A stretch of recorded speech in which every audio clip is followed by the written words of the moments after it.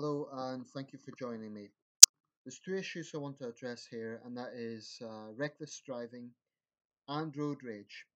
And inevitably, the two issues are linked up. Now, I should say from the outset, I am not a driver myself. I've always lived in urban areas, so most of the time I have, so I've either relied on public transport or I've just walked to wherever I needed to go. I had a bicycle until it was stolen a few years ago. Um, so I don't drive. But I came across an incident of road rage yesterday, and this guy was having a go at the other party. He was clearly very irate and accusing them of reckless driving. Now, everyone was criticizing the guy for his behavior, but it was one of those videos, and I've made this point before. When you see a video on the internet, be very, very careful about taking sides, especially if it's not an official video, because not that the news media is entirely credible these days, but if you see a video pertaining to show one perspective, remember that is just it, one perspective. So what you might get is a situation whereby one party looks really bad because they're angry at the time. Therefore, it's easy to portray them as the villain, as being in the wrong. It could well be that something has provoked that, and when the person is rolling the camera, it then only captures one perspective. So I think we have to be very careful in these partial videos that only show part of a situation. Um, if you're going to judge these sort of things, it's better to try and see the whole situation from the whole perspective. Otherwise, inevitably, there's going to be bias.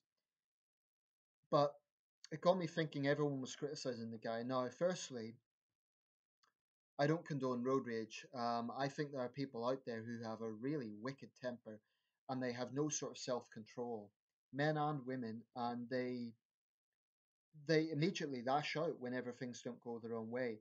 And there are some extreme examples of road rage, which isn't just violence and isn't just threatening people. There have actually been murders. Um, we had a case in Britain in the late 90s, I believe, or mid 90s. Might have been the mid 80s, I can't remember exactly. A road rage incident where the guy ended up serving a whole life tariff because he basically murdered another man. I forget his name now. But clearly, there is a big problem with people who have no self control and lash out. And the problem in a road situation, in a traffic situation, is you don't know who you're dealing with. You know, if you go into a room, you can see who is there, and you might have some idea of the sort of people you would get come into communication with.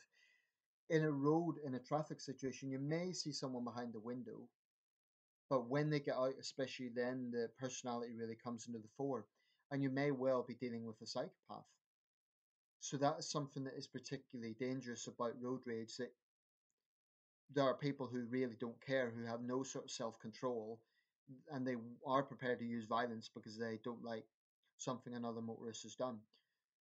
Now, the other side of this is that there are people who drive like maniacs. And I do believe that for a long time, obviously, every jurisdiction around the world has different traffic laws, and some countries are notorious for bad drivers and bad driving. The UK actually has some of the safest roads in Europe. I believe we are second after Sweden as having the safest roads. This could be because of stricter regulations in this country on issues like speed. And I'm okay with that because Britain is a largely urban society. It's quite rare to go for a very long distance in this country without going through or near a big town or sizable community, with a few exceptions, the Scottish Highlands, maybe parts of the southwest, parts of Yorkshire. But the UK is an urban society, so it makes total sense that we have speed regulations, especially in urban areas. Um, I understand that most people at some point will violate some minor traffic regulations, so I'm not going to hold it against someone if they're, for example, doing, I don't know, 43 miles per hour in a 40 mile per hour zone. But if you have some maniac who's going 80 miles an hour through a small village where there's a school, then I say throw the book at them. That is completely endangering lives. As for people who drink drive, I have no sympathy with them. And I do think there's a strange social attitude. Maybe it's because a lot of people do drive. I don't know what it is, but we seem to treat reckless driving not as seriously as other crimes. If you go up and assault someone, that's treated as a serious crime. Now, we can talk about sentencing, but the point is it is treated as a serious crime on the surface. Reckless driving, you can kill someone, and you would serve a much shorter sentence than if you kill that person with aggravated assault. Now, I don't fundamentally see any difference between drink driving and knowingly putting other lives at risk, and getting drunk and lashing out at a stranger, and then you hit that person, they fall back and hit their head on the curb. I don't see any fundamental difference. Both examples are extremely reckless. And I do think that we need to really, as a society, acknowledge that reckless driving kills. I don't know why so many people seem to think it's a trivial thing. So, in relation to road rage incidents, I don't blame people for being angry when they see reckless driving. Now, that's not an excuse for violence. It's not an excuse for getting out and, getting a bat and smashing it into someone's bonnet. But I don't blame people for being angry if another driver is putting everyone else around them at risk. Reckless drivers, in my opinion, should be given a lifetime ban, or at least a very, very long ban. I was in a car once with a company I worked for, and um, the guy that sort of was in charge of the team I worked for, I think I told him point blank once, look, I've nothing against you personally, but you drive like a maniac. And I was genuinely quite concerned because the guy was always really putting his foot on the pedal, really speeding, um, doing all sorts of crazy shit. And I was genuinely quite concerned about traveling with him. I mean, road accidents is one of the world's biggest killers. That's a fact. And surely we have to progress forward and look at ways of reducing this. I'm not suggesting that reckless driving is the only thing that causes road accidents. Of course not. There are environmental conditions if a road surface is slippy and so on. But I do think that we need to take this problem more seriously. I think the UK, like I say, we've obviously done some things right, because we've got far safer roads than our neighbours in Italy and other European countries. But still, almost 2,000 people die on British roads every year. In other countries, the figure's far, far higher. I believe in the United States it's up to 50,000, or no, I think I'm thinking of Russia. Certainly, China and India, the figure's very, very high. I'm not sure what country proportionally has the highest rate. Clearly, there's a discrepancy between different countries and how seriously they impose regulations. It's one thing having regulations, but unless they're imposed, that it's meaningless. But we have to remember, reckless driving kills. Like I say, within reason, there should be much tougher penalties. Now, I'm not talking about, like I said, if someone's going a little bit over the speed limit, say 45 in a 40-mile-an-hour zone. But drink drivers, I've no sympathy.